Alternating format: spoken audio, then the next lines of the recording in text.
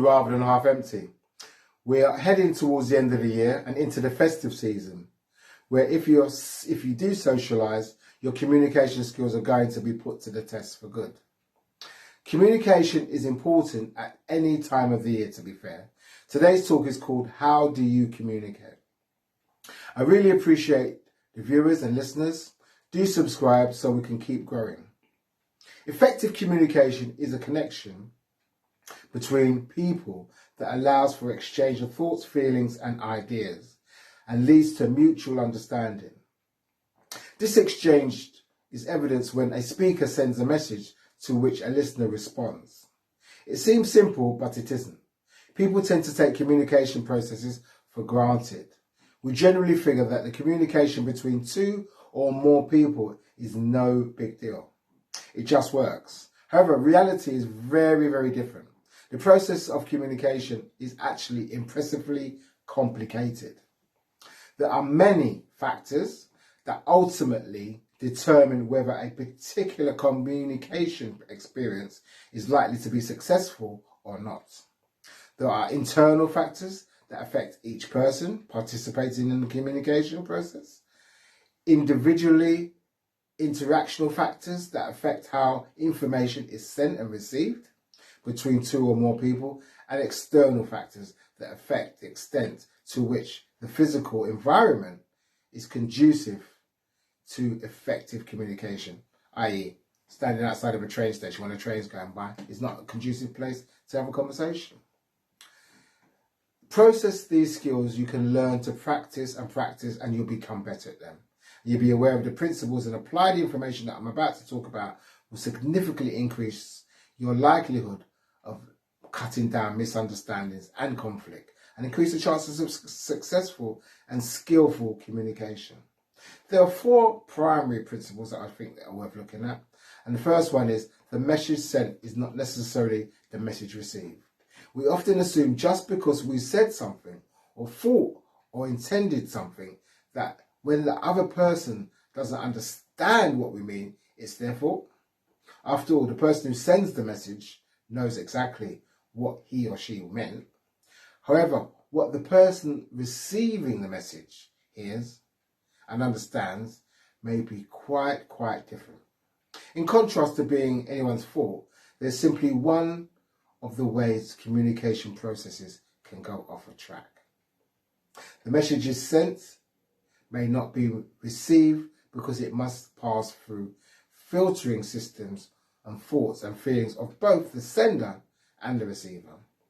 As a result, when an adult comes home frustrated or angry about his or her workday, he or she may communicate anger or impatience to his or her partner or children, even though it isn't his or her intent. The message must also pass through the listener's own filtering thoughts and feelings. If a partner or a child expects the sender's message to be angry or impatient, he or she may hear neutral or even positive statements as harsh or angry ones. There is a considerable room for misunderstanding between what the speaker intends to say and what he or she actually says, and whatever the listener hears. The less conscious attention the speaker or the listener is paying, the more distracted they are when the message is sent, and the more emotionally charged the subject is, the more likely it is that there will be disconnect between what the speaker intends to say or what he or she actually says and what the listener actually hears. The only way to be certain of what the message that you've sent is being received by the other person is through a process of feedback. This is more critical when the communication is especially important to you, the speaker. From one person's reaction on non-verbal, what he or she acts like, body language, check in accurately whether the communication asks them, what did you hear? What did you hear me say? If he or she reports hearing doesn't match up what you intended that you thought that they heard or what you said, clarify your message by sharing specifically what it was you intended to say. Then you can again ask for feedback, checking out what he or she heard. This process may be cumbersome, but it results in more clear and accurate communication. Sometimes this process may go on for 2 or 3 rounds to ensure the speaker and the listener are on the same page. The more matter of fact this process is, the more successful it will be. 2, it's impossible not to communicate. Even if you don't actually verbally say something, all actions, and intentional or unintentional, communicate certain messages. For example, deliberately ignoring someone is not communicating. Quite the contrary. As you know, if you've been on the receiving end, this action sends a strong message. Moreover, verbal communication, the use of words, is not the only part of the larger communication process. That includes body language, facial expressions, tone of voice, the voice of the volume. 3, every message has both content, feeling. Every message consists of content and feeling, and content is what the message is about based on the words used. The feeling is connected to the content expressed through non-verbal cues, body language, gestures, facial expressions, tone of voice, inflection of the voice and the volume. Whether there are discrepancies between the message's content and the feeling, confusion is created for the listener, especially if the content and feeling seem to be contradicting each other. A classic example of this would be when a person tells another, "I'm not mad at you." The content is loud and angry, the voice and the feeling. Such communication cannot help but result in certain degree of confusion. Electronic communication via emails, texts and other forms of instant messaging can also be so challenging and easily misinterpreted, precisely because the words used are isolated from any and all non-verbal cues that provide essential information and clarification. 4, non-verbal cues are more believable than verbal ones. Whenever there is a discrepancy between content, verbal and feeling,